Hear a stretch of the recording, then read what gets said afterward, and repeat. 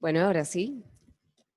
Para comenzar con la segunda parte, que tratará acerca de educación de calidad de Internet para el desarrollo en LAC, este panel se centra en proporcionar acceso significativo a Internet, en equipar a las personas con las herramientas y el conocimiento necesario para convertir este acceso en una oportunidad de desarrollo económico e inclusión social. Las lecciones aprendidas de los ejemplos clave en la región LAC nos permiten dialogar sobre estas ideas a futuro para lograr de la ODS 4 y de los siguientes. El moderador en este caso será Enrique Iglesias, del BID, y el orador destacado Florencia Rapani en representación de Mercedes Miguel del Ministerio de Educación.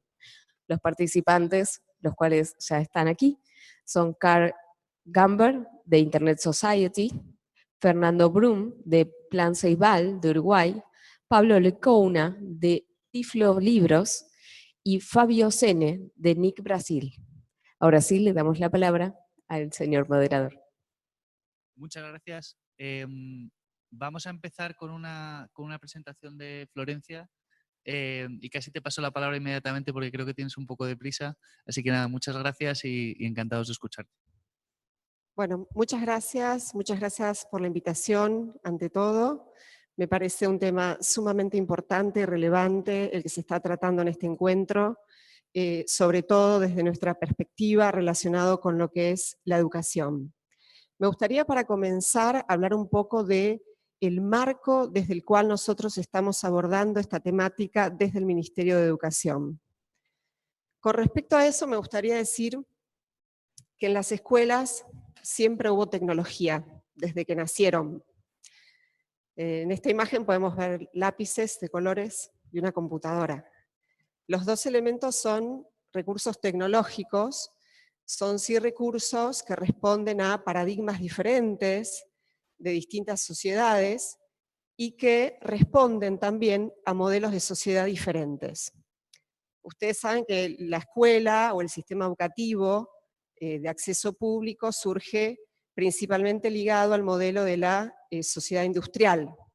En gran medida esto se reproduce hasta el día de hoy, porque nuestro sistema educativo no ha cambiado demasiado, quizá no ha cambiado tanto como lo que ocurre en otras áreas del conocimiento, hay una deuda pendiente ahí, y entonces eso hace que quizás la incorporación de la tecnología tenga ciertas limitaciones. ¿A qué me refiero con esto? A que muchas veces lo que ocurre en las escuelas es que se integra la tecnología con cierta mirada instrumentalista, sin tener en cuenta ciertas prácticas que forman parte de las prácticas relevantes de la sociedad ligadas al paradigma cultural vigente. En este caso es el paradigma de la cultura digital. Entonces me parece que aquí es importante hacer un paréntesis y pensar en la importancia de Internet en este contexto. Muchas veces los docentes dicen, incorporamos el uso de las computadoras como una herramienta más. Esto es muy habitual que lo escuchemos, y la verdad que desde el Ministerio de Educación estamos trabajando para que esto no sea así, para que los recursos asociados a las tecnologías de la información y la comunicación no sean una herramienta más, sino que se entiendan como un sustento material fundamental dentro de lo que es la construcción de conocimiento en la cultura digital. Podemos decir que Internet lo que permite es, por primera vez en la historia, traducir toda la información, sean textos, sean imágenes, sean videos, en pequeñas unidades de información, en ceros y unos, y lo que se logra es por primera vez poder enviar y recibir grandes cantidades de información prácticamente sin pérdida de calidad. Esto tiene que ver con una observación que podría ser netamente técnica, pero la verdad que no lo es. También con la emergencia de la World Wide Web y la emergencia de lo que podemos llamar el ciberespacio, surge un espacio que verdaderamente está teniendo un rol fundamental en nuestra sociedad en cuanto a lo que tiene que ver con la construcción del conocimiento y la circulación de saberes. Pierre Levy, el creador del concepto de inteligencia colectiva, hace en su libro Cibercultura un análisis muy minucioso sobre cómo se materializa, cómo se registra el saber históricamente, identifica una primera etapa cuando el saber estaba materializado en las comunidades vivas, en los sabios, el saber no se plasmaba en ningún soporte material, simplemente pertenecía a esa comunidad viva, esa comunidad moría, ese grupo selecto de sabios, y con ellos moría el conocimiento. Luego, con la emergencia de la escritura, el saber empieza a estar registrado en textos escritos, sí con un acceso a un pequeño grupo muy selecto que conocía cómo escribir y cómo leer. Con la emergencia de la imprenta, un gran invento tecnológico, ese registro escrito del conocimiento puede tener un alcance masivo. Luego surgen las enciclopedias, como si fuera posible hacer un compendio exacto y finito del conocimiento, y finalmente en el paradigma actual de la cultura digital emerge el ciberespacio, que dice Pierre Levy es muy similar a la organización más primaria del conocimiento, la de las comunidades vivas. Entonces él lo que dice, hoy el conocimiento está materializado en las comunidades vivas que a través del ciberespacio están permanentemente construyendo conocimiento, mediado por supuesto por el ciberespacio que ayuda a extender las capacidades mentales. Esto hace que la memoria, que en la educación diseñada en el contexto de la sociedad industrial tenía una función sumamente importante, hoy no tenga tal importancia. Si yo les pregunto hoy a ustedes cuántos teléfonos celulares se acuerdan de memoria, probablemente ninguno de ustedes sepa el teléfono de memoria de algunas personas muy cercanas. Sin embargo, si piensan en su niñez, seguramente al día de hoy recuerden algunos de los teléfonos de abuelos o familiares o personas muy cercanas. Lo que está pasando en los sistemas educativos en general, no solo en Argentina, sino también en otros países, también en países de la región, es que los sistemas educativos no han logrado adaptarse a este paradigma. Entonces en las escuelas se siguen enseñando habilidades que están relacionadas con viejos paradigmas, y hay una gran contradicción porque se empiezan a hablar de nuevas habilidades y no siempre las propuestas de enseñanza y aprendizaje acompañan estos nuevos paradigmas. Con lo cual el reto es verdaderamente muy importante.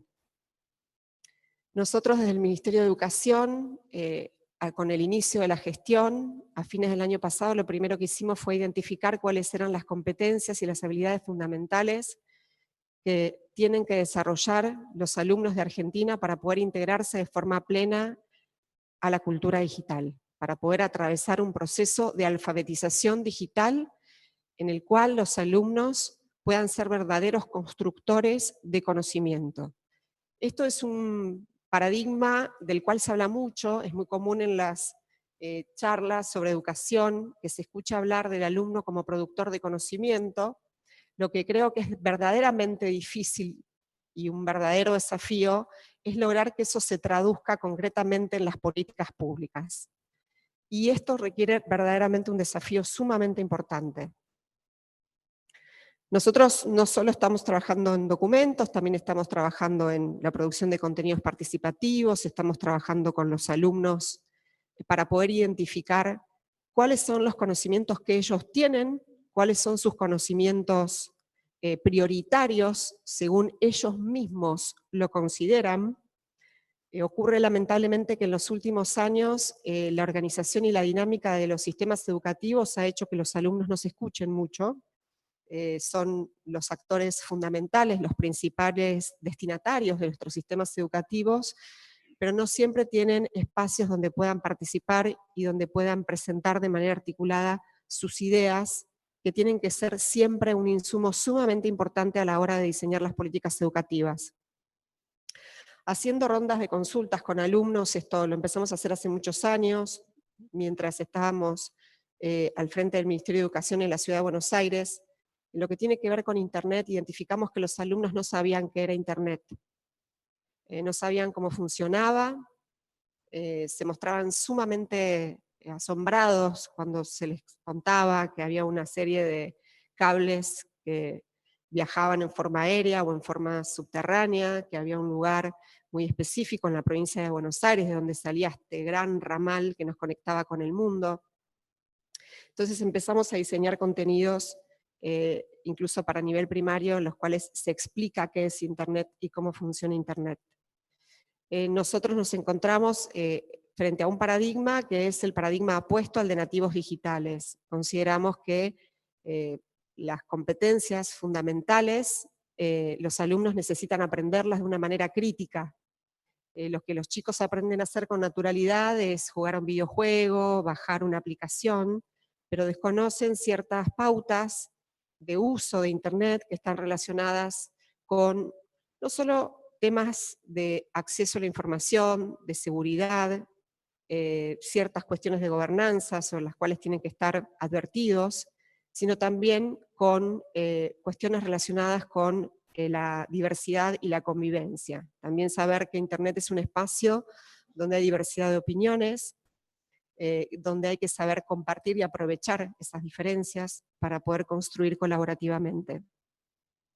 El gran desafío tiene que ver, yo creo que por un lado, con poder formar a los alumnos en relación a las habilidades y las competencias que necesitan para poder insertarse plenamente en la cultura digital, no como consumidores, sino como productores, y a partir de eso diseñar un proceso de alfabetización digital que sea consecuente.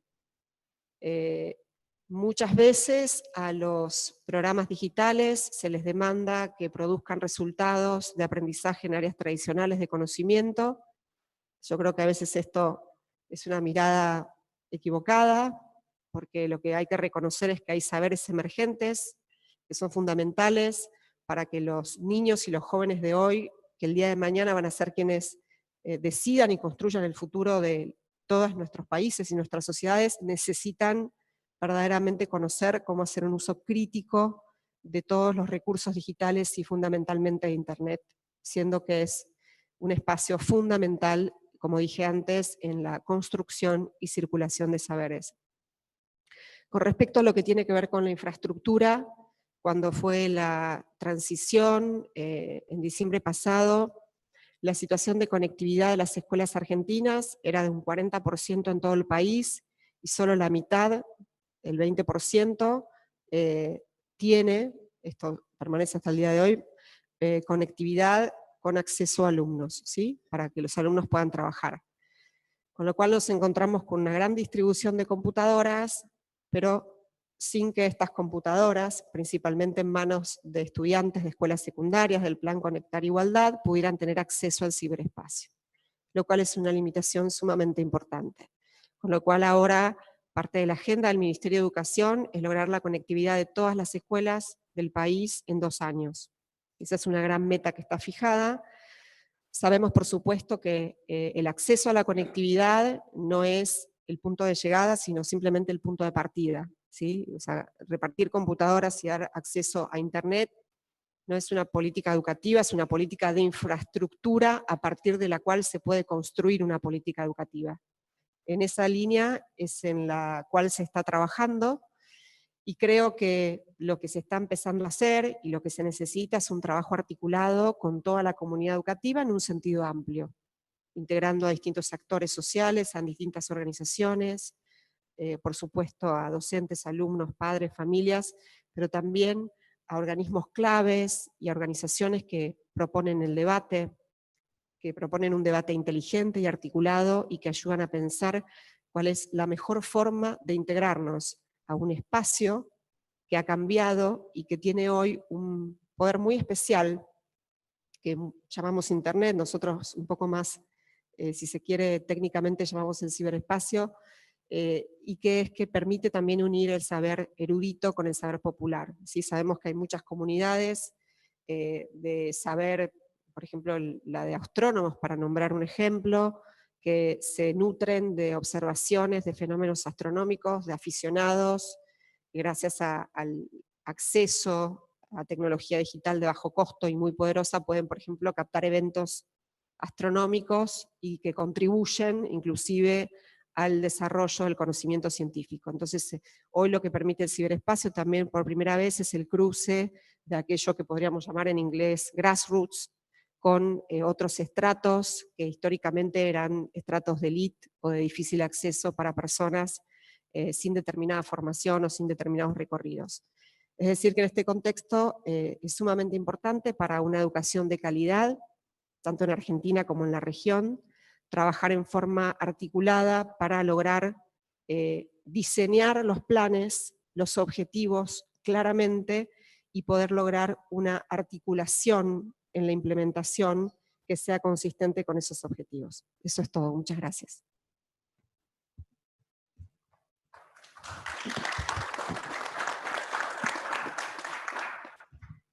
Muchas gracias, Florencia.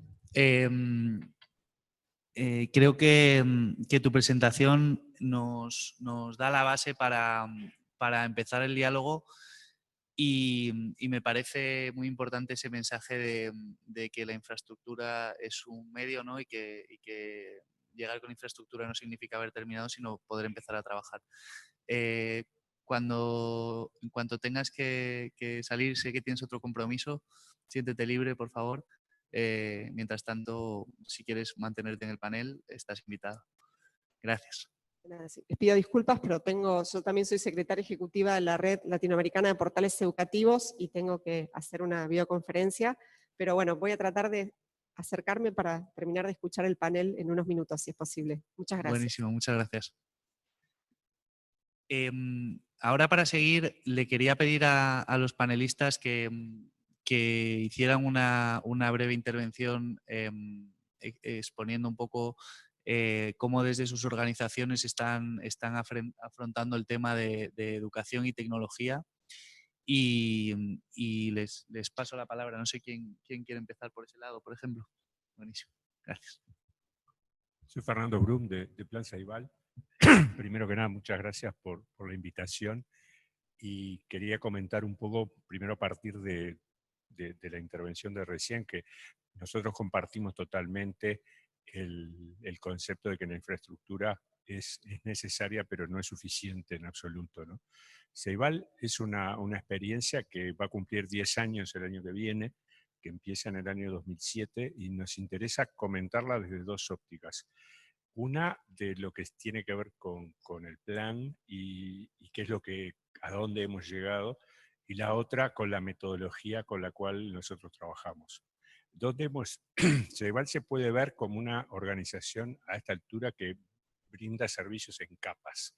Es decir, hay una capa que es la capa del dispositivo físico. Todos los niños de las escuelas públicas del sistema uruguayo tienen un dispositivo físico propio que es propiedad del niño, tanto en primaria como en secundaria. En primero y segundo de primaria son tablets, luego son computadoras, que luego cambian de modelo cuando van a secundaria.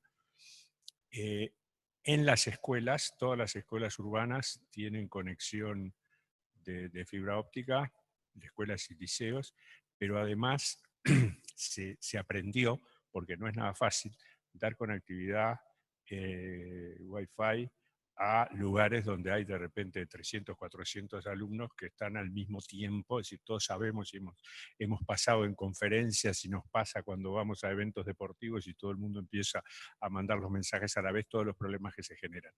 Entonces, resolver el problema de los dispositivos no fue un tema fácil.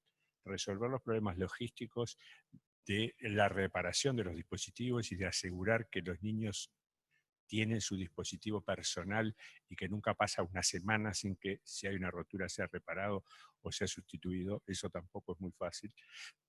Tener la infraestructura de la red operativa es un tema muy importante. A esa infraestructura de red operativa en las instituciones de enseñanza se sumó un plan de acceso muy importante a nivel de plazas, a nivel de clubes deportivos, a nivel de barrios, en acuerdo con comisiones de los diferentes barrios, y después se sumó un plan de acceso que se llama el Plan de Acceso Universal para hogares de la Telefónica, que da un cierto acceso de ancho de banda para cada hogar, limitado para todos aquellos que tienen un teléfono fijo, ¿no? Entonces todo eso contribuyó a resolver el problema de la infraestructura. Habiendo resuelto el problema de la infraestructura, que nosotros hoy podemos decir, el año que viene cumplimos 10 años, que ese tema está resuelto. Todos los niños, tanto de primaria como de secundaria, tienen acceso a Internet en su centro de estudio, probablemente tengan acceso en el barrio, en una plaza o en un club. Muchos de ellos también lo van a tener en la casa. habiendo tenido eso resuelto, eso por supuesto que no es todo, y se trabajó en forma paralela. Es decir, porque no es que se hizo primero el tema de los dispositivos, después la red y después la capa de los contenidos, sino que hay que trabajarlo todo a la vez. Porque si la capa de los contenidos no está pronta, aunque sea en forma incipiente, en la primera etapa cuando uno llega a la escuela, entonces no hay ningún incentivo para que realmente se use, porque no se están dando servicios. Es decir, el gran tema es asociar cómo y ver cómo podemos poner a la experiencia del aula en el centro, porque en definitiva lo que queremos hacer es poner una herramienta primero a disposición de la experiencia del aula que ocurre entre el maestro y el estudiante, y segundo, aportar para transformar esa experiencia del aula para enriquecerla. Es decir, en una primera etapa las herramientas digitales son eso, son una herramienta más, pero cuando esa herramienta más se conoce, se aprende, se integra, empieza a modificar el comportamiento del aula y deja de ser una herramienta más. Creo que el ejemplo más claro en este sentido es el de los libros digitales. Los primeros libros digitales eran, en definitiva, versiones del papel. Hoy un libro digital bien hecho no es una versión del papel, está anotado, tiene hipertexto metido, tiene imágenes, tiene videos, tiene sonidos. Es decir, un libro digital es una cosa mucho más rica que un libro digitalizado. Son dos cosas bien diferentes. Y un aula virtual a la cual se le incorporó tecnología, que puede operar como aula virtual fuera de hora, que puede operar como aula virtual porque hay una red social y hay un grupo donde la maestra y los alumnos pueden interactuar, donde hay un espacio de chat, donde hay un espacio de poder conversar, es mucho más que un aula común, no es agregar herramientas digitales, sino es potenciar. Esos niveles yo creo que lo hemos podido lograr en una buena proporción, digamos la mitad de las escuelas primarias en Uruguay. Otras escuelas todavía están tratando de llegar a ese punto. En secundaria estamos bastante más lejos. En secundaria estamos en una etapa en la cual estamos arrimando herramientas. Entonces, el espacio de herramientas digitales va desde la biblioteca de libros digitalizados a los libros nativos digitales, a los contenidos de todo tipo que están disponibles, pero hay que catalogarlos, hay que curarlos, hay que ponerlos a disposición, y de los contenidos locales, que hay que desarrollarlos, y que hay que desarrollarlos de esa mejor manera. Y finalmente, creo que es lo más importante, la herramienta del aula virtual, que tiene que ser muy fácil de usar y tiene que ser similar el aula virtual, la red social, a las otras herramientas que los maestros y los estudiantes usan. Si nosotros usamos una herramienta, un aula virtual difícil de usar, pues entonces no la va a usar nadie y vamos a haber invertido muchísimo. Y en eso me importa, no quiero seguirme extendiendo, me puedo hablar días de esto, un poco la metodología que nosotros usamos. Nosotros usamos una metodología desde el principio, de tener una visión, de tener un equipo de trabajo por proyecto muy fuerte y de equivocarnos muchas veces y no tener demasiado problema de equivocarnos y volver para atrás. Es decir, el esquema logístico que tenemos hoy de cómo resolvemos el tema de las computadoras para todos los niños, creo que vamos en la versión 4, ahora estamos contentos. En una época teníamos un indicador que llamamos los casos de urgente solución. En una época teníamos 15.000 casos de urgente solución, todos en rojo, con un indicador espantoso, y era nuestra principal preocupación. Hace 3 o 4 años tenemos 17 casos de urgente solución, y dejó de ser un tema, y otros temas emergieron. ¿No? Pero eso es ensayo y error, eso es aprender. Es extremadamente difícil proyectos de este tamaño, proyectos de esta naturaleza, de este nivel de complejidad, diseñarlos bien de entrada. Lo que sí hay que tener una visión, hay que tener un profundo respeto por los problemas, un profundo respeto por los actores, porque acá estamos trabajando con maestros, estamos trabajando con estudiantes que todos tienen tiempos diferentes, ritmos diferentes, y no podemos nosotros desde la tecnología decir, miren señores, esto se hace así. Nosotros tenemos que decir, miren señores, está todo esto, ustedes lo van a usar, y lo van a usar de una manera, lo van a usar de otra, y nos van a decir a nosotros qué es lo que necesitan. O sea, poner la experiencia del aula en el centro y construir la tecnología alrededor de esa experiencia, creo que eso es lo más importante. Y todas las experiencias anteriores que ponían la tecnología y les decíamos a los maestros, miren qué bueno que es esto, ¿por qué no lo usan? Eso no camina. Entonces hay mucho tema de tener equipos fuertes, no preocuparse demasiado por si el plan está bien hecho. Es lo más seguro que el plan está mal hecho. Es lo más seguro que la línea de base está mal construida, ¿no? Es lo más seguro que vamos a tener que empezar de nuevo en 1, 2 o 3 de las 8 dimensiones que de repente tiene el proyecto. El tema es tener la visión y el tema es tener esa capacidad de estar aprendiendo, de estar enriqueciendo el equipo y de estar integrando gente a ese proyecto, que es un proyecto que no termina nunca, es siempre un work in progress y siempre estamos en ese paso.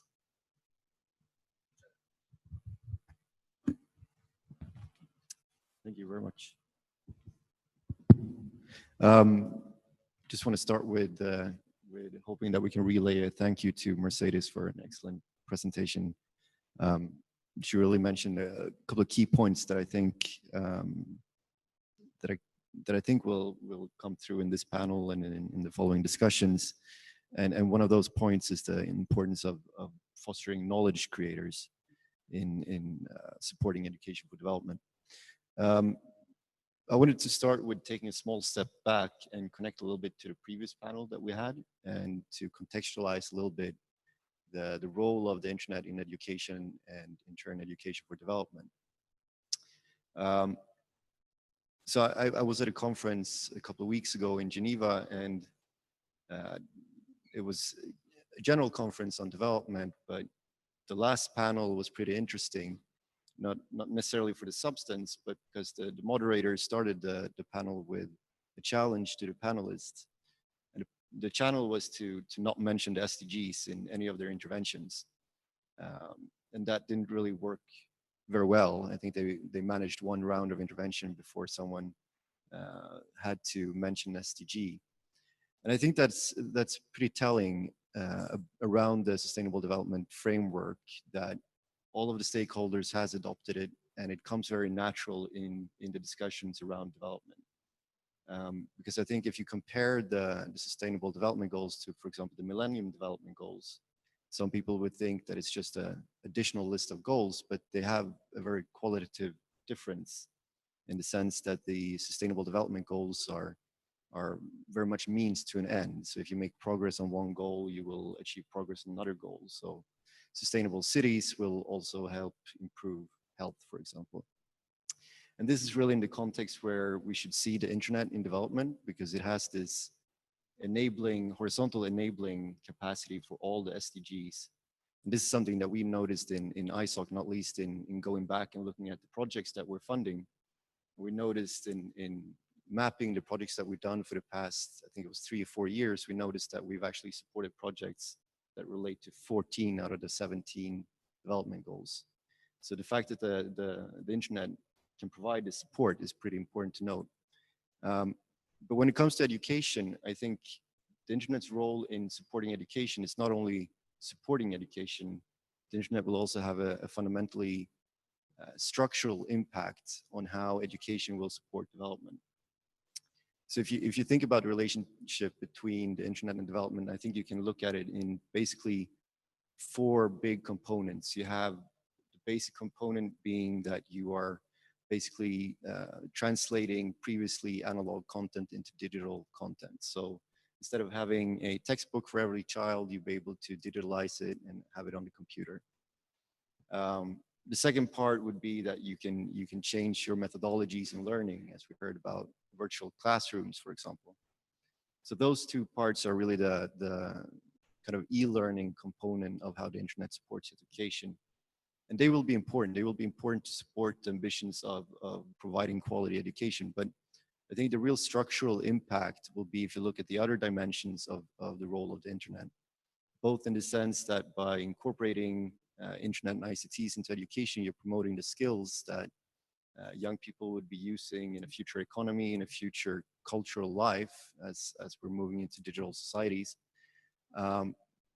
But perhaps most importantly is that the internet it's a platform for lifelong learning. So if you're combining the 2, you're empowering people to learn over a lifetime. And that's something that will be increasingly important, because the idea that we've had in the past, that you have a phase in your life that is education and then you have a phase that is work, that is already changing. Young people today are expected to change work a lot more times than the previous generations. So that ability to have education throughout your lifetime is really where the internet will play an important role in supporting the development. So that means that when you're trying to develop, for example, national policies around this, you need to have the focus on the e-learning aspect and integrating that into curricula, etc. But you also have to have that understanding that it's about empowering those users to actually utilize the internet even when they've left the school. So I think that is how we should start thinking about the role of the internet in education. Thank you.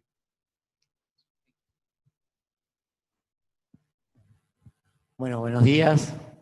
Mi nombre es Pablo Lecuona y un poquito quiero por un lado compartir nuestra experiencia de trabajo con Tiflolibros, que es una biblioteca digital para personas con discapacidad visual, surgida de la misma necesidad de las personas con discapacidad visual y del aprovechamiento de las oportunidades que brindaba Internet y el acceso a la tecnología para quienes tenemos una discapacidad visual.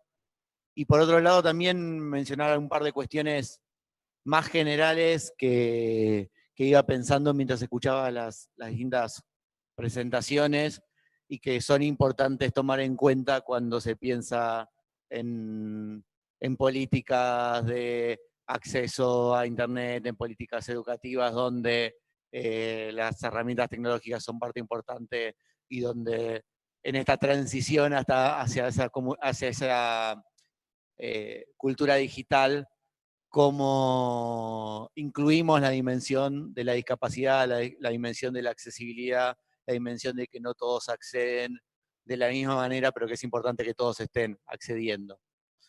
Un poco contar la experiencia de Tiflolibros, allá por fines de los años 90, cuando todo esto de la tecnología era nuevo, las personas con discapacidad visual empezábamos a poder usar una computadora que se utiliza instalando un software, lector de pantalla.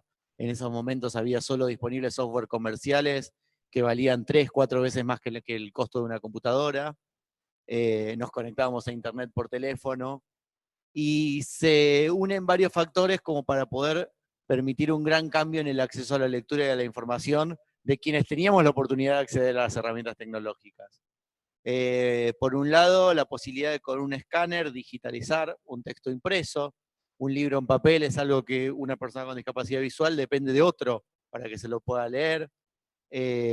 Al poder con un escáner, hoja a hoja, pasar ese texto impreso a un formato digital, digitalizarlo con un proceso OCR, convertirlo en texto reconocible por la computadora, entonces legible por el lector de pantalla, se nos abre esta posibilidad de por primera vez poder acceder a un libro casi de forma autónoma, ir, comprar un libro y acceder a él.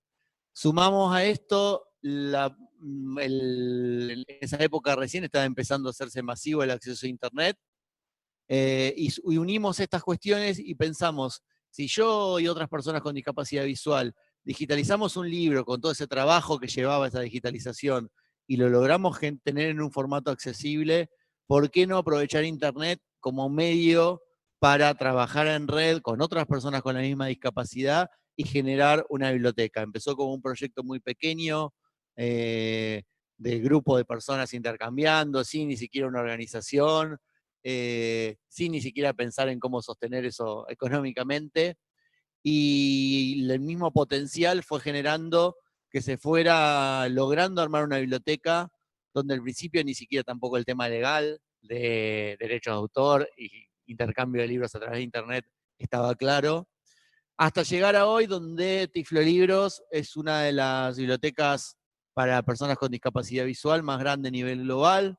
que ofrece acceso a más de 52.000 libros en archivos digitales que se pueden leer tanto en una computadora adaptada como hoy también en un teléfono móvil o en una tablet adaptada con un lector de pantalla, que está construida justamente con todo este trabajo en red y la suma y el trabajo articulado entre distintos actores. Las personas con discapacidad visual, que todavía digitalizamos un libro en papel para poder leerlo, algunas editoriales o autores que producen los libros para hacerse en papel desde una computadora y si facilitan el archivo es mucho más fácil generar la versión accesible. Y las mismas instituciones que atienden a las personas con discapacidad visual, universidades que tienen servicios para brindar acceso a sus estudiantes con discapacidad visual, escuelas especiales, que lo que hacemos es justamente aprovechar Internet para esta puesta en común de recursos. A nivel legal se ha logrado, cuando empezábamos decíamos, bueno, iremos todos presos intercambiando libros por Internet, pero había ahí, por un lado, un derecho y por otro lado, una protección legal de los derechos de autor y por otro lado un derecho de acceso a las personas con discapacidad. Obviamente desde el principio nosotros lo primero que pretendimos fue cuidar ese derecho de autor, pero a la vez aprovechar la oportunidad que daba la tecnología para acceder a los libros. Por eso se fue generando siempre desde la práctica formas de asegurar que ese material sea solamente para personas que por una discapacidad lo pueden leer, que ese material no circule por fuera de esos espacios, que ir generando las alianzas con los mismos editores que avalen el trabajo que veníamos haciendo, y así se logró incluso después en el año 2006-2007 incorporar en Argentina lo que se llama una excepción al derecho de autor, que permitió que los libros se puedan producir sin tener que pagar derechos, sin tener que pedir autorización, y se puedan tener disponibles en Internet de forma gratuita para personas que no pueden acceder a la lectura. Y nos vimos envueltos entre 2008 y 2013 en una negociación, incluso la Organización Mundial de la Propiedad Intelectual, que en 2013 adoptó y este año ya entró en vigor un tratado internacional que justamente hace que los estados tengan que incorporar legislación que permita hacer los libros accesibles sin tener que pagar derechos, aprovechando los medios digitales, sin tener que pagar derechos ni pedir autorización, siempre y cuando sea para estos usuarios en particular, para atender la necesidad de quien tiene una discapacidad visual o una discapacidad para la lectura, siempre y cuando sea de forma no lucrativa. Y la otra cuestión muy importante que tiene que ver con esto del potencial de Internet, que también este tratado crea un marco legal internacional que permite este intercambio de obras, esta circulación de materiales hechos accesibles entre distintos países que sean miembros de este tratado. Por suerte ya en América Latina somos 10 países que ya somos miembros de este tratado que entró en vigor ahora el 30 de septiembre. Es un resumen muy breve de lo que hicimos desde una ONG, desde un grupo de personas con discapacidad visual, trabajando, aprovechando la tecnología como medio para acceder a la información, a la educación, porque es fundamental el acceso al material de lectura o a la información para poder una persona con discapacidad visual, un niño, una niña con discapacidad visual, educarse o participar en la vida educativa de la misma manera que sus compañeros. Y, a ver, vamos a lo educativo. Me perdí lo último que iba a decir, pero quiero ir a lo educativo específicamente para mostrar justamente cómo estas herramientas pueden ser transformadoras, cómo desde lo tecnológico tenemos todas las oportunidades, pero todavía también hace falta mucho trabajo y hay que estar muy atentos al momento de diseñar las políticas, los programas y demás, para incluir a las personas que por una discapacidad tienen tal vez un acceso diferente a la información. Primero decir que el acceso a la lectura y a la información nos permitió a las personas con discapacidad visual un salto enorme.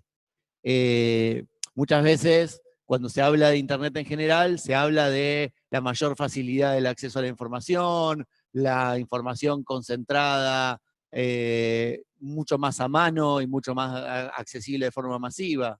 En el caso de las personas con discapacidad, sumamos que había muchas veces información a la que no se podía acceder de forma autónoma. O sea, leer un libro, como decía, dependía de que una institución lo transcribiera ese libro, que se hacían transcripciones a braille manualmente. Parecíamos que estábamos en la Edad Media, donde había un ejemplar de cada libro, y ese ejemplar lo leía uno, lo devolvía, lo leía otro, lo devolvía. Entonces no teníamos esta autonomía de acceder a información, que no hablo solamente de libros, hablo desde leer un diario hasta buscar una información específica y hasta producir e intercambiar información. Entonces, Internet y el acceder o no a la tecnología para quien tiene una discapacidad visual es un salto enorme. Yo suelo decir que cuando se habla de brecha digital, cuando se habla de la gente en general, en el caso de las personas con discapacidad visual hablamos de abismo digital, porque la autonomía que da hoy el uso de las herramientas tecnológicas es enorme. Hablo desde estudiar en la escuela con el mismo libro que tu compañero en la computadora y poder hacer actividades y poder intercambiar con el docente, hasta hoy con la tecnología móvil, otras cuestiones fundamentales y del día a día, desde poder ir en un transporte público y saber dónde bajarte, porque con el celular y el GPS lo podés saber, o hasta poder ver, digamos, acá vamos a entrar en infidencias personales, pero hasta poder ver un test de embarazo y tener el resultado sin depender de otra persona a través de una aplicación que interpreta la foto y te la dice. Digamos, fíjense todo el potencial que tiene y toda la diferencia entre acceder o no acceder a estas herramientas. Alrededor del proyecto de Tiflolibros justamente se fueron generando otros proyectos y otras actividades que siempre tienen que ver con el aprovechar la tecnología, el aprovechar Internet como medio para la autonomía, para el acceso a la información y a la educación.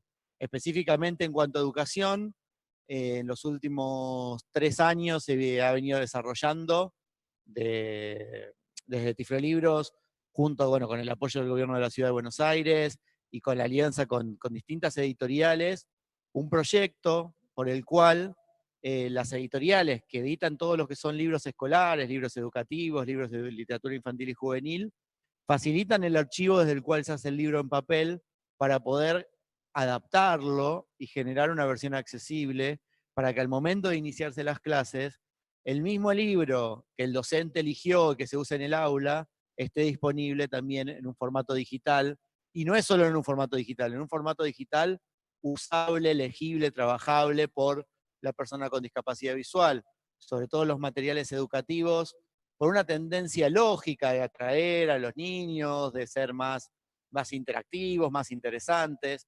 Hoy cuentan con una enorme cantidad de recursos gráficos. Una hoja, ni siquiera estoy hablando todavía de los materiales digitales, educativos, que ahí tenemos más complejidad. Una hoja de un libro escolar es una hoja que por ahí tiene 4 o 5 elementos, un recuadro al costado, una actividad más abajo, un esquema gráfico, una línea de tiempo, una viñeta con otro textito que agrega el texto principal. Todo eso para que sea accesible con un lector de pantalla, con una voz sintética que te lee en voz alta y uno se va desplazando por el texto y lo va pudiendo escuchar, tiene que estar organizado de manera lógica, con distintas indicaciones que permitan que el niño sepa, digamos, desde en qué página está del libro, cuando el docente dice tal libro es el que hay que leer, tal página es la que hay que hacer, hasta que sepa cuáles son los distintos elementos y pueda acceder a la misma información que los demás. Entonces las editoriales facilitan el archivo, se hace un trabajo de adaptación muy manual, con personas sentadas horas en la computadora haciendo esa adaptación, y ese libro, al estar disponible en una biblioteca digital, está disponible para personas con discapacidad visual, para niños con discapacidad visual, de cualquier parte del país y también del mundo, porque se accede a la biblioteca, hoy acceden usuarios de todo el mundo. Eso realmente permite un gran salto, sumado a proyectos que ya están funcionando, justamente esto que hablaban de conectividad en las aulas, de que los chicos tengan acceso a una computadora, porque muchas veces todavía muchos no lo tienen, y con el acceso a la infraestructura, digamos, a la computadora, a internet, y el acceso a los materiales específicos, estamos yendo hacia una posibilidad de igualación de las oportunidades.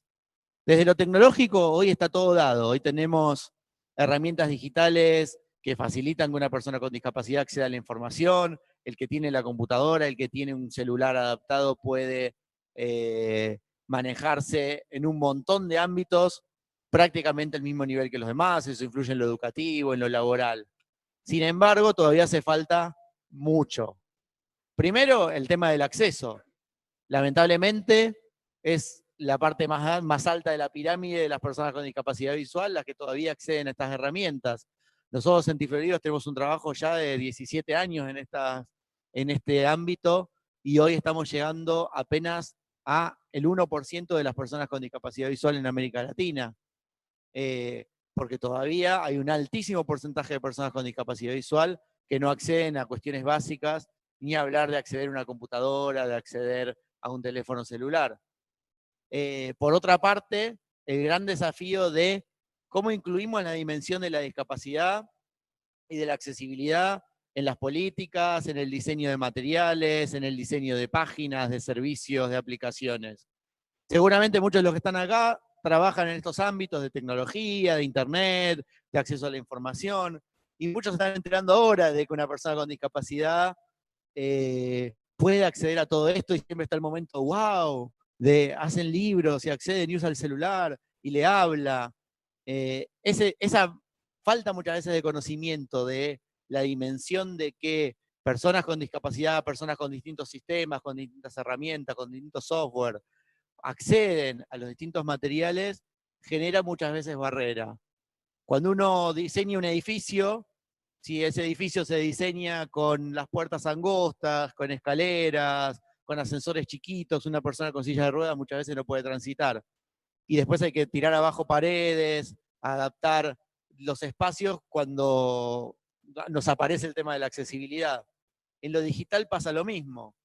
Si se diseña sin tener en cuenta a los distintos usuarios, a las distintas características de usuarios, pensando solamente en un ideal, un usuario ideal y medio, muchas veces se puede correr el gran riesgo de dejar afuera a muchas personas que además más necesitan muchas veces acceder a esas herramientas que otras personas.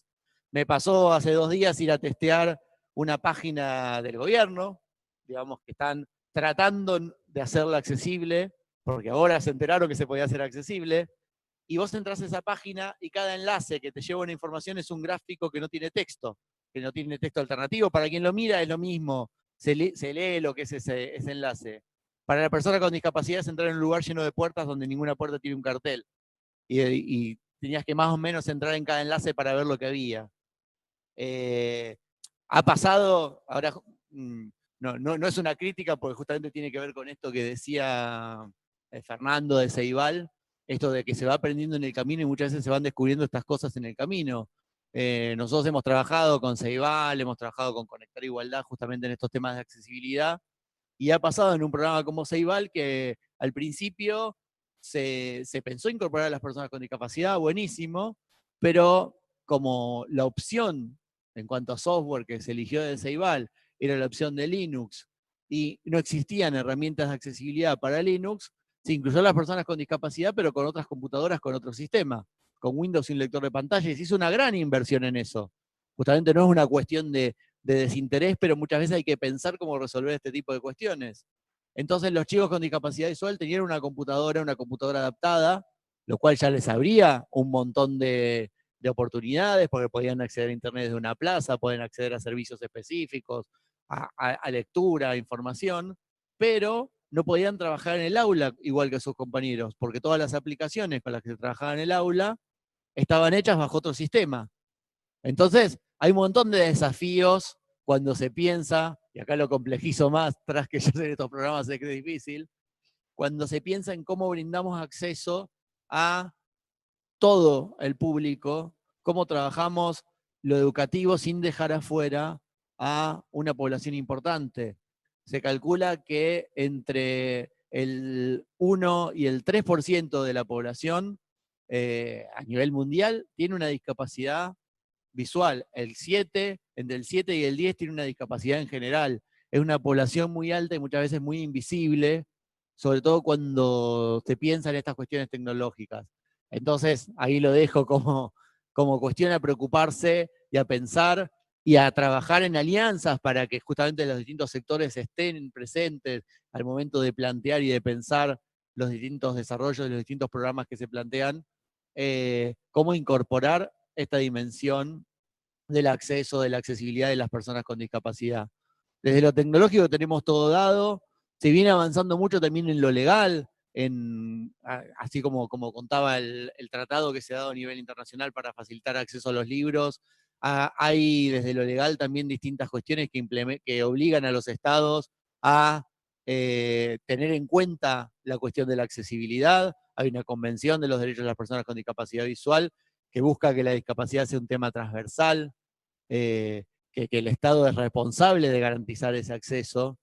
pero todavía nos falta mucho en el nivel de lo institucional y de las políticas para lograr en lo concreto y en la práctica que estas oportunidades tecnológicas y este buen marco legal que vamos teniendo cada vez más se transforme en buenos resultados y que no sea este 1% el que accede a información, sino se puede incluir a todo el resto. Gracias. Hola. ¿Aló?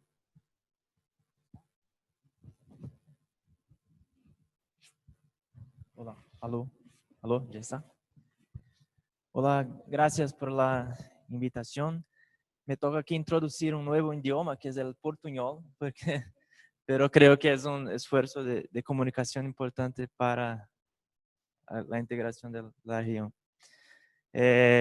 Yo hago parte de NIC.br, que es la autoridad de registro de dominio, nombres y dominios de la Internet en Brasil, que junto con el Comité Gestor de la Internet en Brasil tratan de impulsar una gobernanza multi-stakeholder de la Internet en país, pero trabajo específicamente en el departamento de medición, que es CETIC, que es un departamento creado desde 2005 con el objetivo de producir encuestas a nivel nacional en Brasil sobre el uso de las TIC.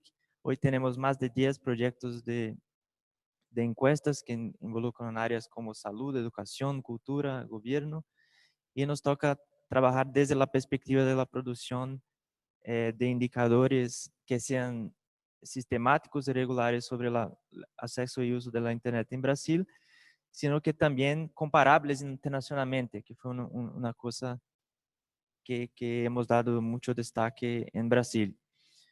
Me gustaría inicialmente hacer referencia a un reporte reciente de CEPAL sobre las TIC en la educación en la región, y que destaca que en casi todos los países de la región hay algún programa o plan de TICs en educación, y que podemos ver incluso en muchos países la permanencia de programas a lo largo del tiempo. O sea, hay experiencias en Costa Rica que ya tiene más de 30 años. En Brasil, el plan más importante de informatización en la educación es de los años 90 y permanece por todo ese tiempo.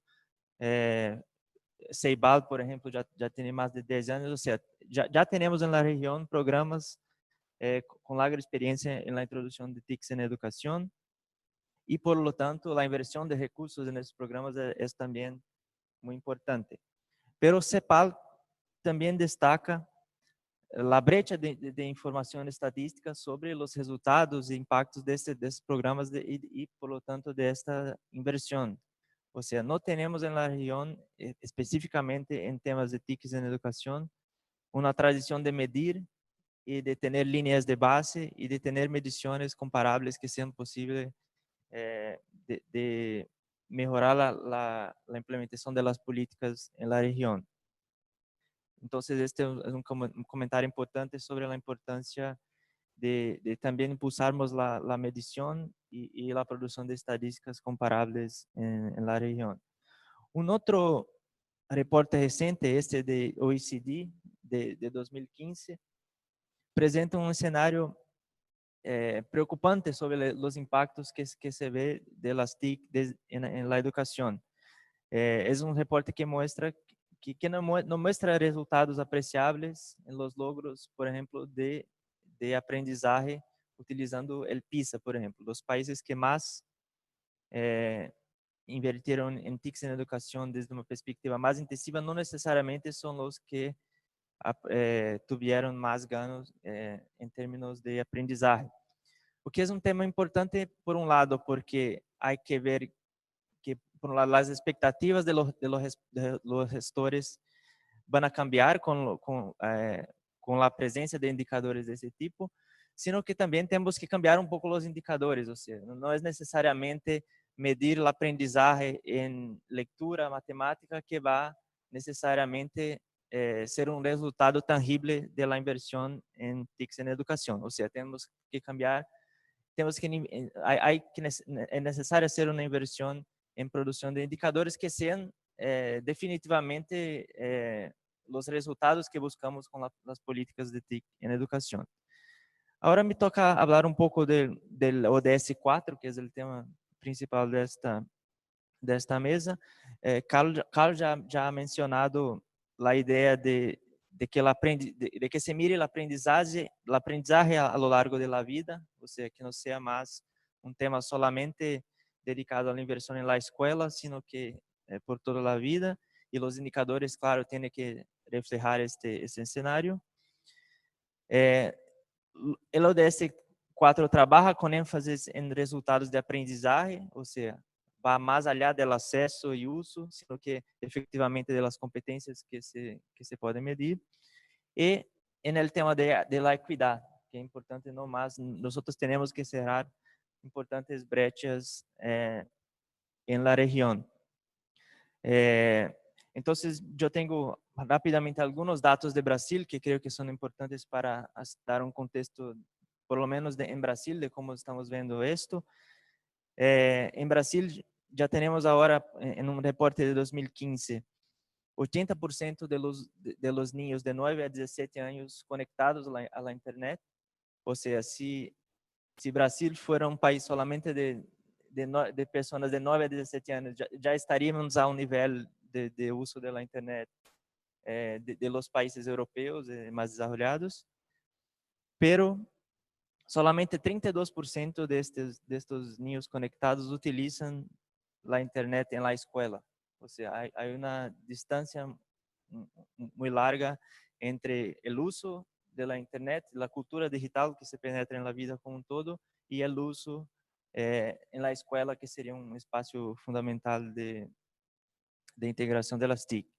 Hay un fenómeno reciente en Brasil también muy importante, que creo que para otros países en desarrollo, que de estos usuarios, nosotros tenemos 31% de los usuarios que solamente utilizan la red por el teléfono celular. O sea, no son los que utilizan por los celulares, sino que los que solamente utilizan por el celular, no tienen contacto con una computadora, sea portátil o fija, y no tienen una tableta, por ejemplo. Entonces, estamos hablando aquí, y por el tema de equidad, creo que hay que pensar también qué tipo de inclusión estamos teniendo con este uso. Y todavía tenemos en Brasil 6.3 millones de niños, niñas y adolescentes de esta franja de 9 a 17 años que no son utilizadores de la Internet. O sea, especialmente en esta franja que es de edad escolar, creo que podemos caracterizar también como abismo digital, no solamente como brecha, porque son 6.3 millones de niños que todavía no están conectados en Brasil. Y para cerrar, me gustaría de hablar un poco de los datos de la escuela. Recién lanzamos este reporte, que es la encuesta TIC Educación, que es una muestra de escuelas públicas y privadas en Brasil. El reporte está disponible en nuestro sitio. Y que también presenta un escenario que ya tenemos 93% de las escuelas urbanas, primarias y secundarias conectadas a la Internet, pero solamente la mitad o 43% de las escuelas, la Internet está accesible en el aula, o sea, a nivel de la sala de clase. O sea, todavía tenemos un desafío de conectividad. Tenemos en las escuelas públicas en Brasil casi 45% de los directores nos reportan una velocidad de conexión hasta 2 megabits por segundo para toda la escuela. O sea, todavía tenemos también un desafío de calidad de la Internet. Pero el lado positivo de los datos que tenemos, yo creo que ahí sería yo cerro mi intervención con esto, que es la importancia de considerar que profesores, maestros y alumnos ya están conectados, ya están en sus vidas personales trabajando con la Internet. O sea, en Brasil, más de 80% de los profesores consultan y utilizan contenidos digitales para preparación de clase. Casi 70% aprende sobre las TIC y la Internet con otros profesores y maestros. O sea, en Brasil es más importante las redes de colaboración que se hacen entre profesores y maestros que los programas oficiales de formación. O sea, me parece que, para cerrar, ya tenemos un consenso desde la capa más estratégica de que las TIC en educación son importantes. Creo que la base de la población, o sea la escuela, los niños y adolescentes ya están de cierta forma cada vez más conectados, pero creo que hay una brecha entre las políticas y cómo se puede hacer para impulsar ese tema. Y creo que, para cerrar, las estadísticas son fundamentales para esto. O sea, si no tenemos estadísticas comparables, no podemos decir si es una buena política, si estamos en el camino correcto. Entonces, esta sería mi contribución para hoy. Muchas gracias, Fabio. Ahora vamos a abrir el turno de preguntas del público, por si tenemos ya una pregunta por aquí, otra por ahí.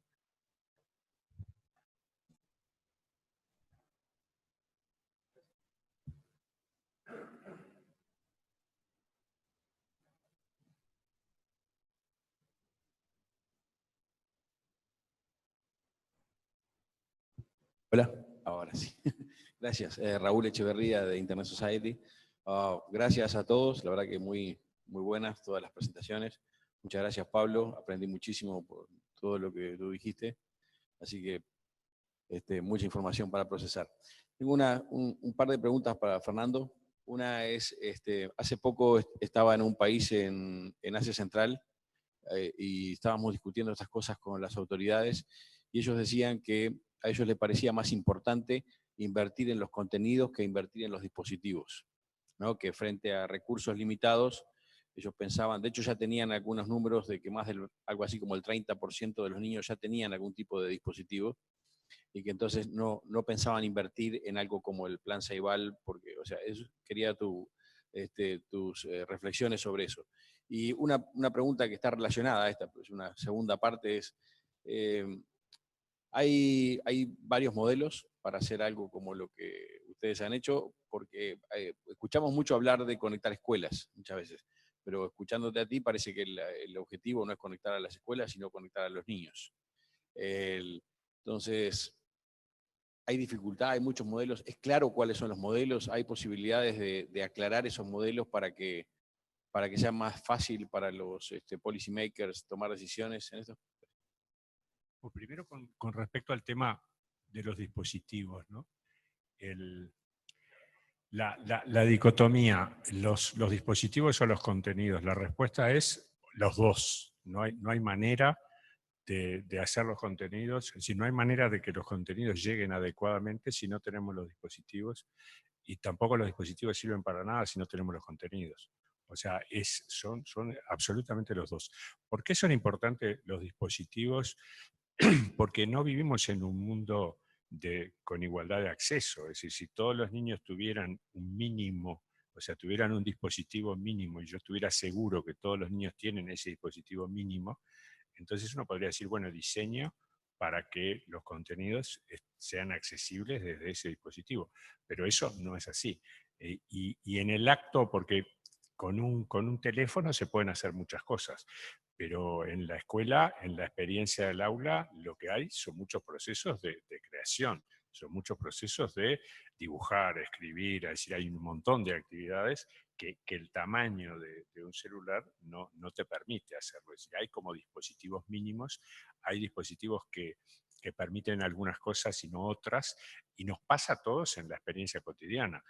Si tenemos que escribir un trabajo, no lo escribimos en el celular, ninguno de todos los que estamos acá.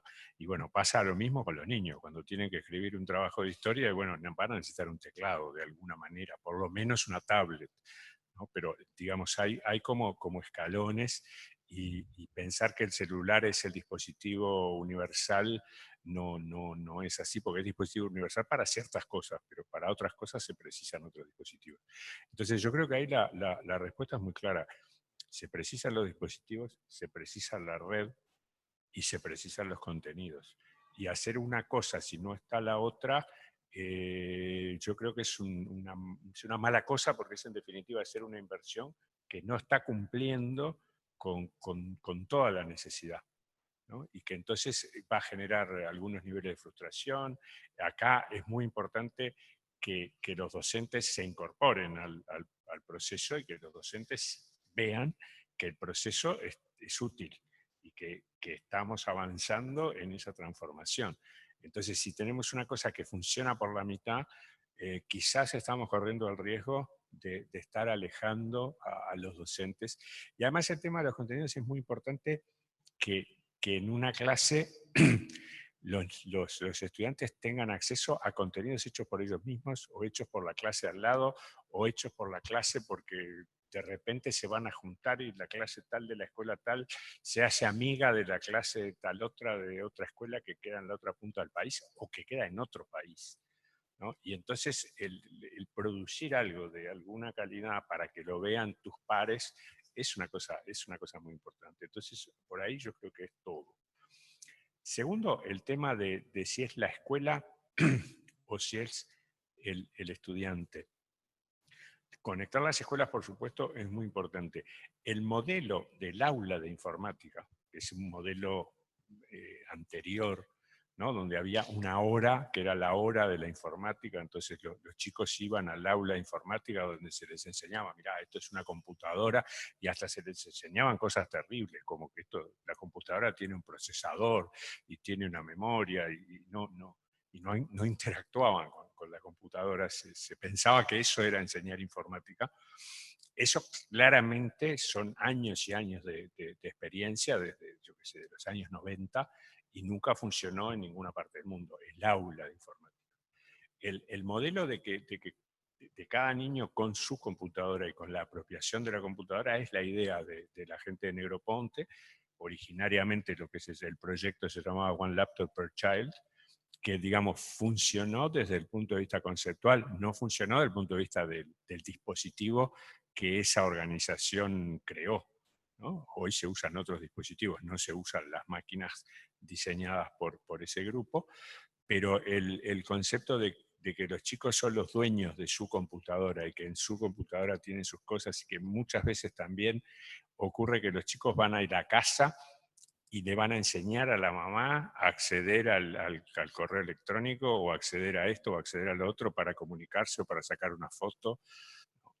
Eso pasó mucho en los orígenes del Plan Ceibal, 2007, 2008, 2009, no estaban tan difundidos los celulares, hoy no es algo que esté pasando, hoy no es los chicos que le enseñan a los padres ciertas habilidades básicas que tienen que ver con eso, porque eso está en los celulares, pero sí les enseñan a otras actividades. Y los chicos de repente le terminan enseñando al papá o a la mamá cómo acceder a cierta información que está disponible en algún lado, cómo comunicarse, cómo interrogar mejor a la Internet, cómo hablar mejor con la Internet, y se genera toda una dinámica. Entonces, que el chico tenga su computadora, es como el cuaderno. Una cosa es decir, bueno, vamos a la escuela sin cuadernos, y los cuadernos quedan en la escuela y vamos a la sala del cuaderno, tomamos el cuaderno y trabajamos un rato y después lo dejamos. Ese sería un modelo. Pero otro modelo no, que cada chico tiene su cuaderno.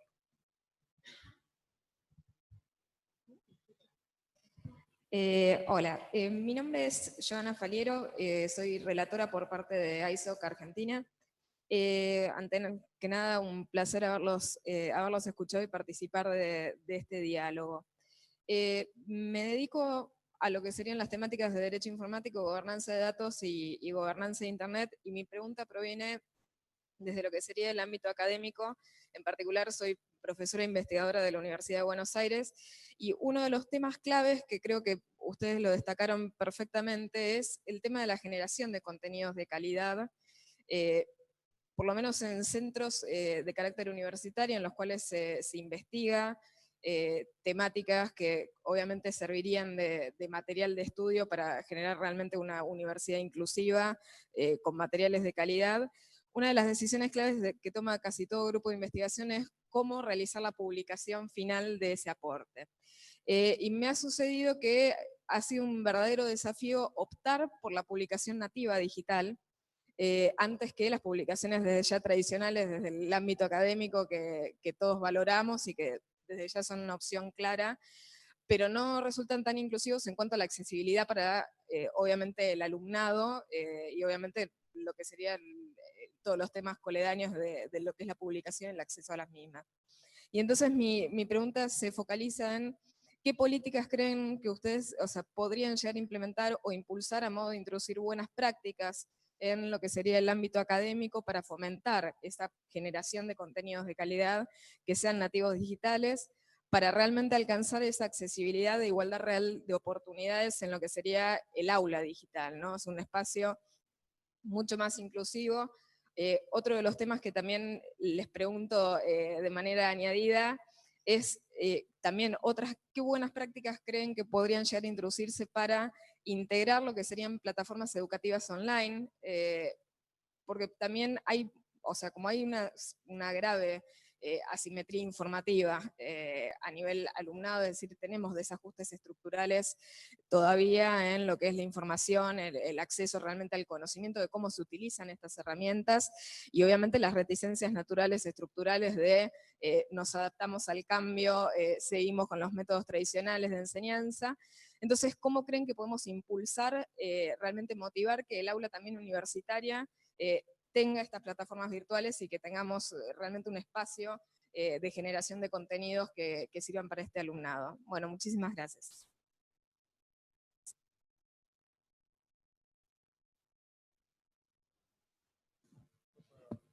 I can start with this. A ver, ¿yo? Un par de cuestiones sobre lo que preguntabas. Importante esto de cómo se publica toda la información que se produce.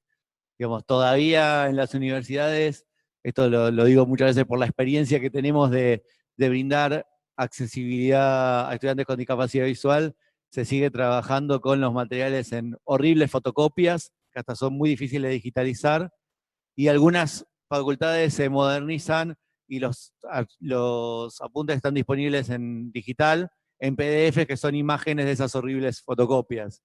O sea, lo único que hicimos fue cambiar de medio, pero no mejoramos la accesibilidad.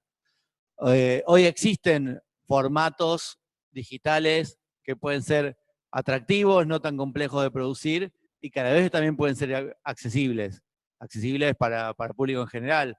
El mismo PDF depende mucho cómo esté hecho. Si es una foto, el PDF no tiene nada de accesibilidad, pero si es un texto, internamente es un texto, y con determinadas pautas se puede hacer un PDF accesible, y hoy también se está avanzando mucho en la accesibilidad y en la posibilidad de publicar de manera digital y de forma accesible con lo que es el formato EPUB 3, que si bien todavía no es usado muy masivamente, es lo que se ha trabajado mucho más en estandarizar el tema de la accesibilidad. Eso por un lado. Por otro lado, bueno, es donde está ese material disponible, los repositorios, los espacios, bueno, cómo se accede a esos materiales. Y después cuando preguntabas sobre buenas prácticas, yo recordaba un proyecto en el que estuvimos participando desde la Unión Latinoamericana de Ciegos hace un par de años, que lo encargaron varias universidades con un financiamiento de la Unión Europea, que un proyecto se llamó ESVIAL, que lo que ha hecho es producir mucho contenido dirigido a docentes para pensar la educación virtual accesible, para al momento de generar materiales, al momento de dar formación desde un aula virtual, incluir la dimensión de la accesibilidad. Ese proyecto ha generado desde unos materiales de formación, han trabajado en mejorar la accesibilidad de un aula virtual, usando Moodle, pero bueno, con mejoras en cuanto a accesibilidad. Y nada, como recurso que se me ocurre que puede ser interesante, es un proyecto de varias universidades europeas y latinoamericanas, donde estaba la Universidad de la República de Uruguay, la Universidad Nacional de Paraguay, la Católica del Norte de Colombia, bueno, había varias, de Argentina ninguna. Pero bueno, ahí hubo bastante producción de experiencias y de materiales sobre esto de la accesibilidad en la educación virtual, que también es importante para, como decía antes, ¿no? Cuando migramos al uso de lo digital, no crear nuevas barreras, sino, bueno, aprovechar que ahí tenemos todo el potencial de que las cosas sean accesibles. Just a brief comment on the second question around it being adopted at university, and I think that is a key factor here, is the training of the educators, right? So it doesn't matter if you connect to school, but if the educator doesn't want to adopt the technology, it falls short. And I think this is quite a usual case when you get up into higher levels of education.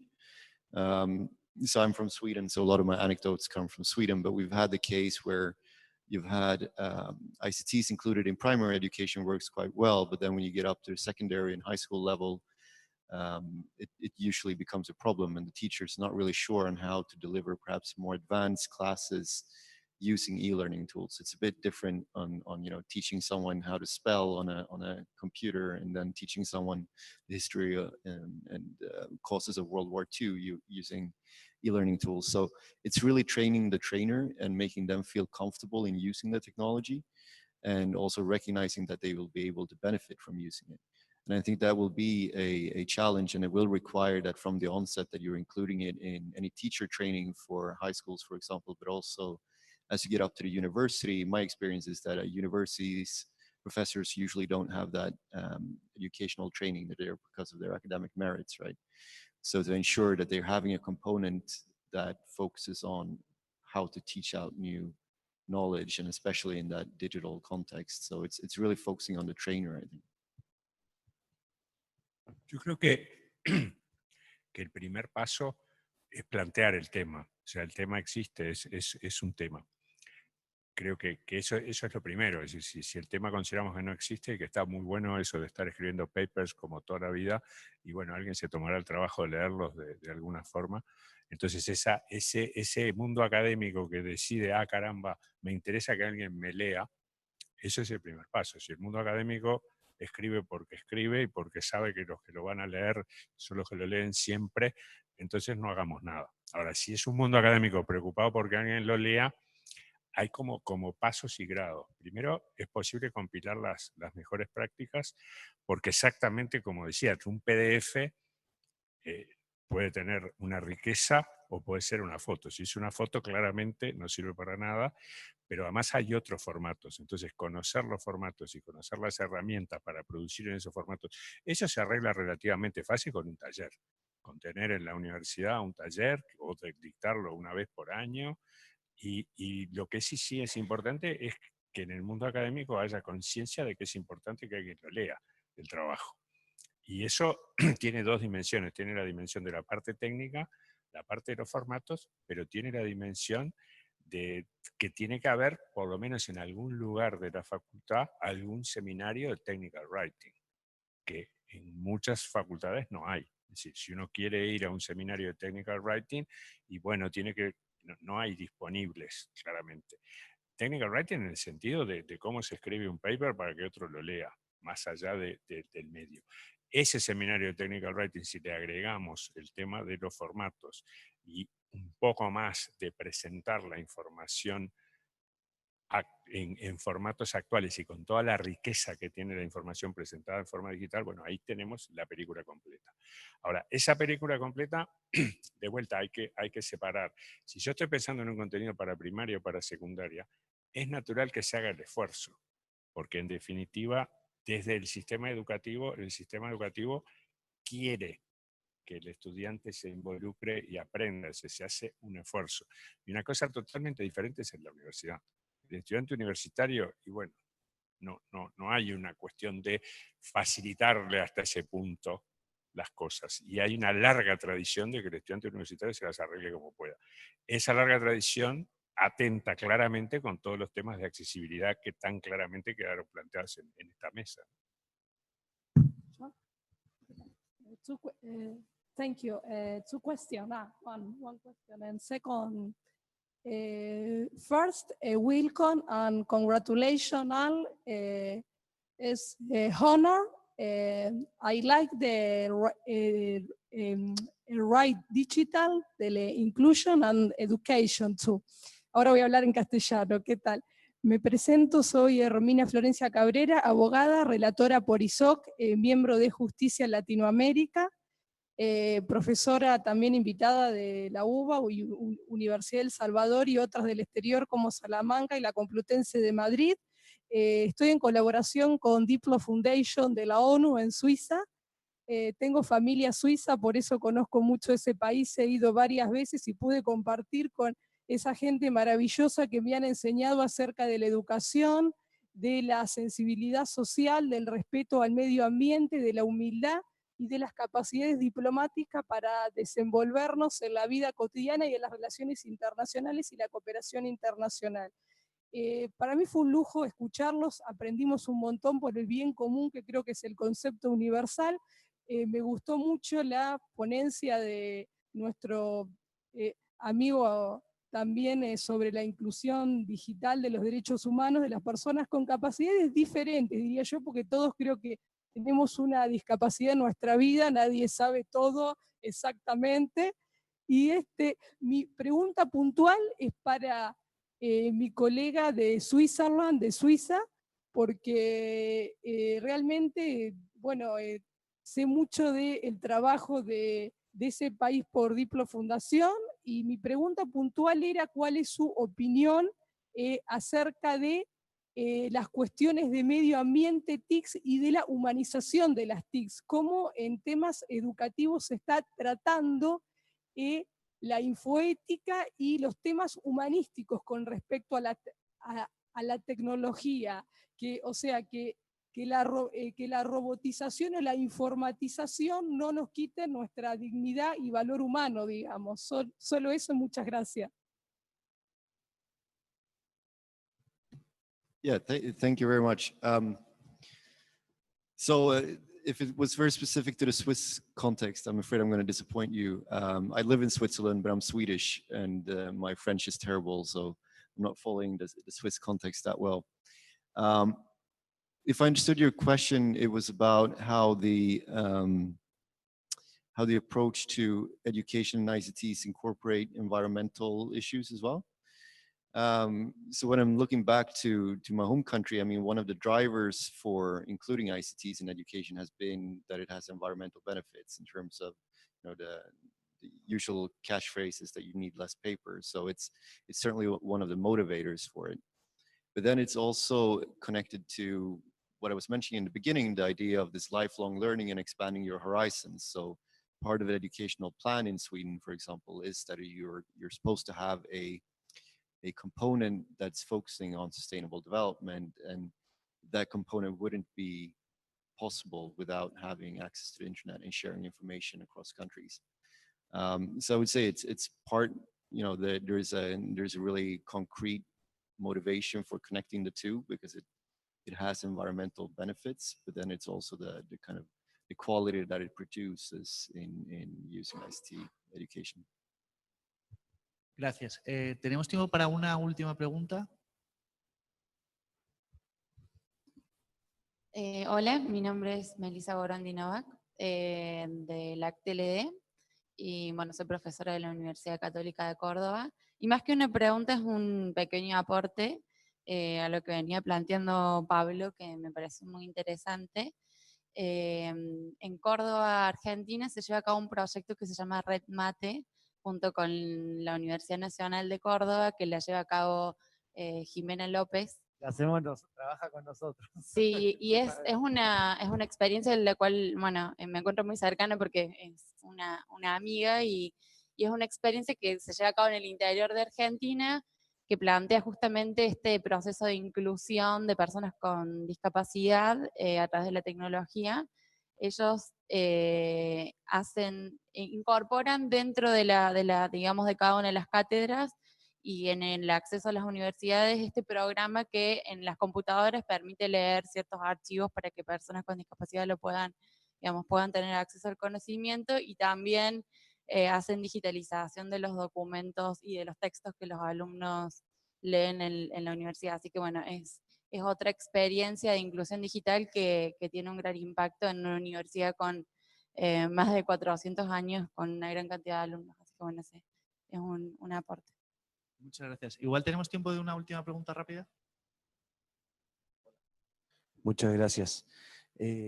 A Fernando, Yo soy Pelayo Covarrubias de Fundación País Digital de Chile.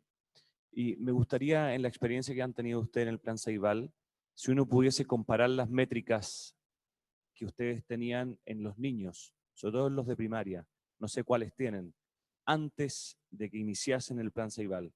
Y como ya llevan un tiempo importante, me imagino que ya hay métricas comparables con aquellas que han pasado al menos los primeros 6 años, habiendo tenido este tipo de formación más digital. ¿Nos podrías iluminar un poquito cuál ha sido el resultado que han tenido los alumnos? Es decir, finalmente en su capacidad educativa en métricas. ¿Han mejorado, no han mejorado, han cambiado, se han producido diferentes métricas quizás desconocidas en un origen a lo que ustedes pensaron? ¿Cuál es un poquito esa realidad? Algunas métricas interesantes son de, digamos, de encuestas con resultados muy positivos en cuanto a temas de autoestima de los niños, en cuanto a temas de integración en el barrio, en cuanto a temas de arrimarse los padres a la escuela mucho más que antes. Ahí hay números positivos fuertes. Hay números positivos interesantes en los últimos años en lo que tiene que ver con matemáticas. Es decir, al principio no, pero en los últimos años se fueron sofisticando las herramientas y se encontró una herramienta que es una herramienta de ayuda a la enseñanza de matemáticas que permite, con algo de inteligencia artificial, que permite una enseñanza adaptativa, vale decir que los chicos van haciendo ejercicios de acuerdo a la propia capacidad de resolver los ejercicios. Eso ha mejorado mucho el nivel de la clase porque permite que unos vayan más rápidos que otros. Y también está mejorando los resultados en las pruebas que se hacen estandarizadas en matemáticas. Eso es una herramienta que no sé, es el programa adaptativo de matemáticas. En realidad es una herramienta de una empresa alemana que se llama Bettermarks y que realmente está funcionando muy bien. Donde no tenemos resultados interesantes es en lengua, ¿no? Es decir, en lengua no tenemos resultados interesantes y hace muchos años que estamos buscando una herramienta, así como tenemos la plataforma adaptativa de matemáticas, no tenemos una herramienta de enseñanza de lenguas que no hay, es decir, no es que no tenemos, no hemos encontrado en el mundo ninguna plataforma de enseñanza del español que realmente tenga, digamos, elementos tan importantes como esa de matemáticas que sí encontramos. Entonces, en lengua, vos ves los resultados en las pruebas anuales y no hay demasiados cambios. El otro cambio importante es en la capacidad de medir. Es decir, antes del programa Ceibal no teníamos capacidad de medir. O sea, de hecho estamos comparando contra las pruebas que se hacen ahora, desde segundo a sexto de primaria, se hacen todos los años, pero no se hacían antes. Porque ahora se hacen todos los años, se hacen todas en una semana, se hacen con las mismas pruebas y además después los maestros tienen acceso a la base de datos de prueba, entonces pueden ver cómo se compara su clase con clases de la misma escuela o con clases de otras escuelas de otros pueblos o de otras ciudades o de otros contextos, ¿no? Es decir, tienen toda una cantidad de herramientas, incluso pueden poner algunas de las pruebas anteriores en el medio del ciclo escolar, ¿no? Entonces, digamos, hay una enorme cantidad de datos que antes no había, porque antes o se coleccionaban mal los datos o después no se podían integrar a las bases de datos. Entonces, resultados importantes en matemáticas, resultados importantes en cómo se paran los chicos frente a la tecnología, resultados muy importantes, y si es un programa lateral, en inglés. En inglés empezó un programa hace, ya a esta altura, 4 años, que empezó en forma piloto. En Uruguay se enseñaba inglés en primaria solamente en una clase de escuelas, que son algo así como el 20%, que son las escuelas de tiempo completo.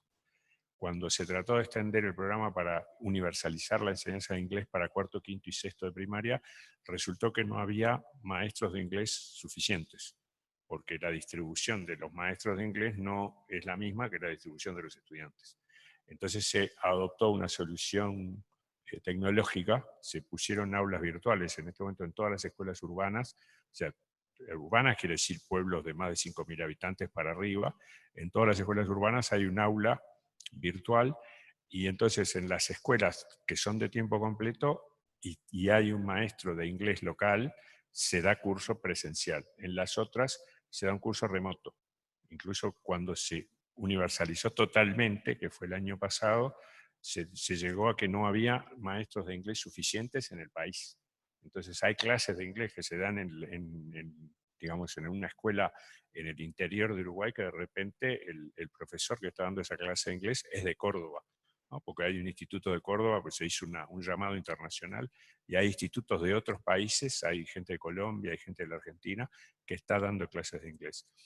Eso se estandarizó y se utiliza una metodología, se hizo una licitación internacional que la ganó el British Council, y entonces se usa la metodología y todas las pruebas, y se hicieron las pruebas comparadas de los resultados de los chicos que tenían capacitación presencial y los que tenían capacitación remota, y no hay diferencias estadísticas.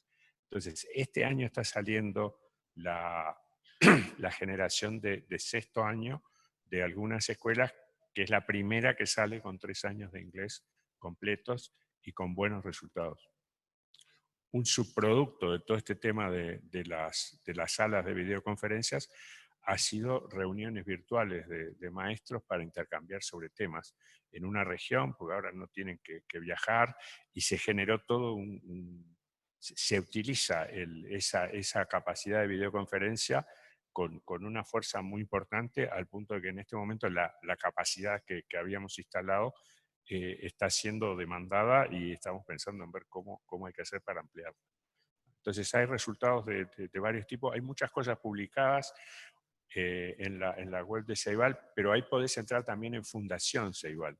Ceibal tomó la decisión hace un par de años también de separar la parte de investigación de la parte de gestión, por un tema de cultura de la organización. La gente que se dedica a la investigación tiene que moverse en otro ámbito. Entonces separamos la I+D en un área que es la Fundación Ceibal, y ahí hay mucho material publicado de todo lo que es el departamento de monitoreo, que realmente hay resultados bastante fuertes e interesantes. Muchas gracias, Fernando. Estamos ya fuera de tiempo. Simplemente terminar con un aplauso muy grande para todos los panelistas. Muchas gracias. Bueno, para seguir charlando acerca de las distintas experiencias, los invitamos a almorzar al Salón Contiguo. Les pido por favor que a las 14 horas nos volvemos a encontrar aquí para comenzar el siguiente panel, que será acerca de economía digital en la región LAC. Hasta luego.